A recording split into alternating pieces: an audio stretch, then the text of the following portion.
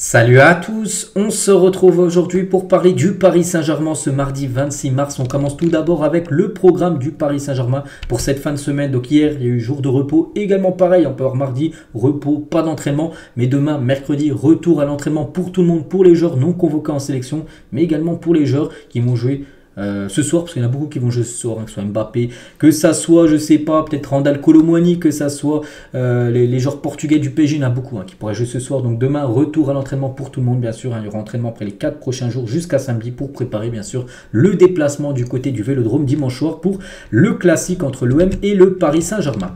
Concernant les joueurs qui jouent aujourd'hui, il y en a pas mal, les joueurs, bien sûr, du PSG. Kanguini, il joue avec la Corée du Sud contre la Thaïlande, ça à 13h30. Dès que le match est fini, retour pour lui, bien sûr, du côté de Paris pour être à l'entraînement demain. Ugarte actuellement il est à Lens parce que le match entre l'Uruguay et la Côte d'Ivoire c'est ce soir à Lens, donc voilà, il joue ce match, puis demain les gars, retour pour lui à Paris. Vitinha, Danilo et Mendes contre la Slovénie. Zeremri, Hernandez, Mbappé, Dembélé, Kolo Muani, ils sont à Marseille actuellement, mais bon, ils vont revenir à Paris même si le PSG va retourner à Marseille en fin de semaine, donc ça sera contre le Chili bien sûr pour les joueurs français. Beraldo et contre Fabien Ruiz, les deux qui vont s'affronter, les joueurs du PSG lors d'un Espagne contre le Brésil, ça sera à Madrid ce soir. Et Hakimi avec le Maroc va jouer contre la Mauritanie ce soir à 23h. Donc voilà, tous ces joueurs normalement demain seront de retour à l'entraînement pour préparer bien sûr le match fin de semaine. Concernant Nuno Mendes, les gars, on peut voir là que voilà, normalement il doit jouer contre la Slovénie, mais hier les gars, hier lundi, voilà, Nuno Mendes n'était pas présent aujourd'hui, donc c'était hier à l'entraînement avec l'équipe nationale portugaise. Il est resté en salle, donc on s'est dit qu'est-ce qu'il a, on n'espère pas une rechute pour lui parce qu'on sait qu'il a été longtemps blessé ces derniers mois. On ne sait pas encore s'il sera apte pour le déplacement en Slovénie mardi parce qu'il y a match ce soir.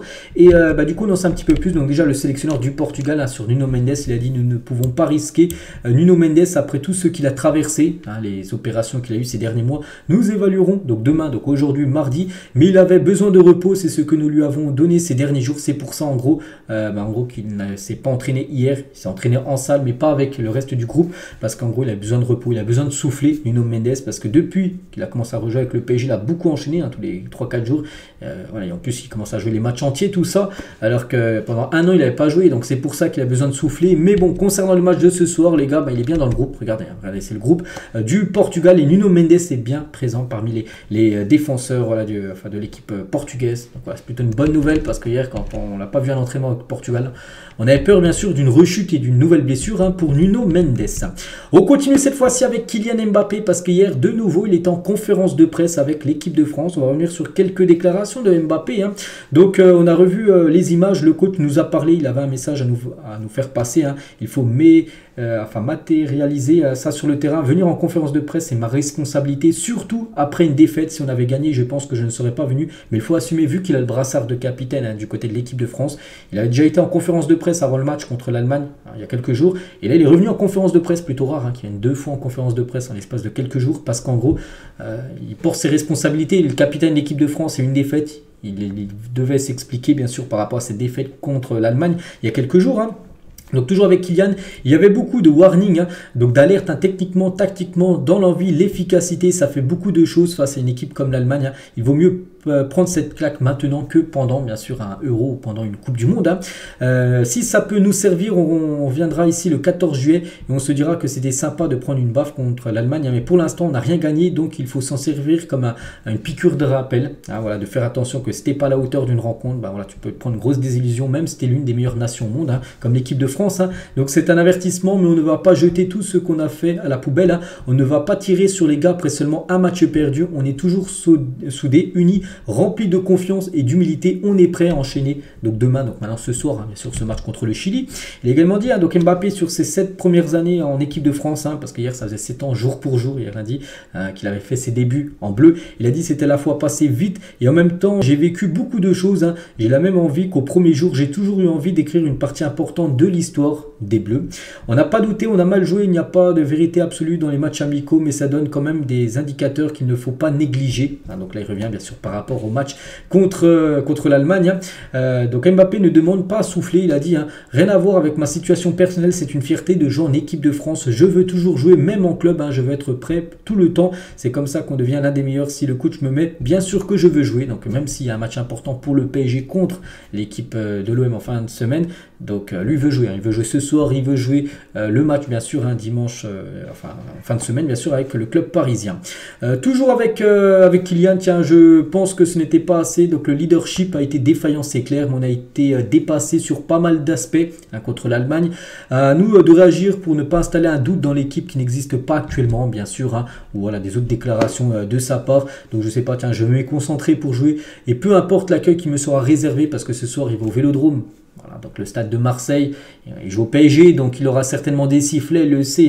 Je vais donner le meilleur de moi-même, je comprendrai si je suis sifflé, on pense qu'il sera sifflé. Il y a un classico en plus dimanche, je suis joueur du PSG, ça ne changera pas ma manière de jouer. C'est notre vie d'être critiqué sur tous les cadres, c'est sûr qu'on devait avoir un autre visage, le match est passé, on veut montrer une réaction. Maintenant, ce soir, il faut prendre conscience que ce qu'on a fait n'était pas suffisant contre l'équipe allemande. Donc voilà, quelques déclarations, vous pouvez même lire la dernière, si vous avez envie. Et concernant Kylian Mbappé, donc il devrait bien être titulaire. Lors de ce match, il a commencé titulaire parce qu'il y a beaucoup de changements par rapport aux 11 qu'avait commencé l'équipe de France samedi. Il y a quand même 9 joueurs qui devraient changer, mais Mbappé, lui, devrait rester, de nouveau être titulaire. Il y a Tchouaméni aussi, qui avait été titulaire il y a quelques jours, qui devrait être titulaire. Mais concernant les joueurs du PSG, parce que ce qui nous intéresse bien sûr, c'est les joueurs du Paris Saint-Germain. Donc Mbappé titulaire, Kolo Muani devrait être titulaire. On verra.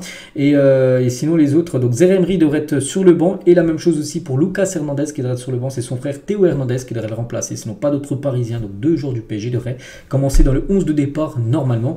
D'après les compos probables.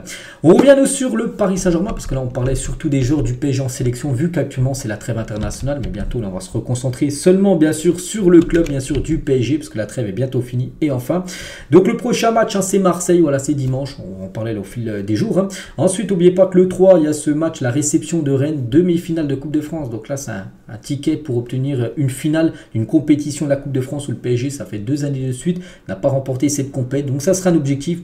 Après, il y aura la Ligue 1 contre Clermont. Là, on pense que Luis Enrique va beaucoup faire tourner parce que quelques jours après, 4 jours après, ça sera la réception, bien sûr, du FC Barcelone qui va arriver très vite. Donc voilà, là, vraiment, on rentre dans un on peut dire début avril, dans un mois charnière, bien sûr, pour le Paris Saint-Germain. Tous les titres vont se jouer durant ce mois. Marseille-PSG, donc concernant cette rencontre, on connaît l'arbitre du match. Ça sera lui, ça sera Benoît Bastien. Il a déjà arbitré 7 fois des classiques entre l'OM et le PSG. Donc 6 fois le PSG s'est imposé, un match nul, 0 défaite. Donc un arbitre qui réussit plutôt bien au Paris Saint-Germain. Donc ce sera lui bien sûr l'arbitre. La conférence de presse de Luis Enrique aura lieu samedi à 13 h. Donc la veille bien sûr du déplacement au Vélodrome. Donc J-5 avant d'affronter l'OM, J-8 avant d'affronter Rennes, J-15 avant d'affronter le Barça. Donc voilà, les grosses échéances bien sûr arrivent. Et c'est bien parce que le PSG est engagé dans toutes ces compétitions il y a des années. Où le PSG était déjà éliminé en Coupe de France, où il restait plus que la Ligue 1 et la Ligue des Champions. Là tu as encore la Coupe de France où tu as un ticket pour une place en finale à aller chercher bien sûr contre l'équipe de Rennes. Et bonne nouvelle parce que ça sera quand même à domicile.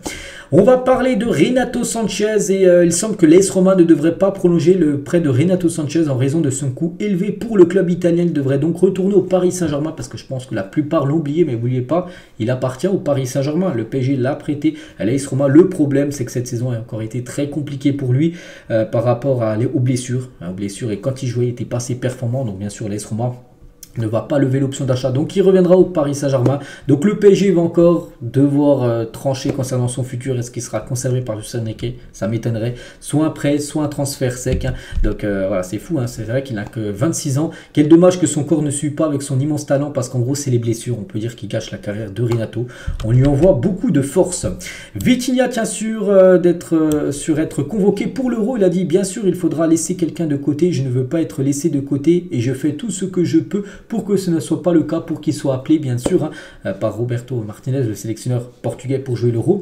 C'est à moi de montrer mon niveau, car au milieu nous avons beaucoup de solutions de qualité, parce qu'il y a beaucoup de concurrence. C'est vrai que l'équipe du Portugal, il y a d'énormes talents, donc il y en a en gros qui ne seront pas à l'Euro, parce qu'il y a 23 joueurs qui peuvent jouer à l'Euro par nation. Donc lui il va essayer de faire tout son possible bien sûr pour jouer cette compète.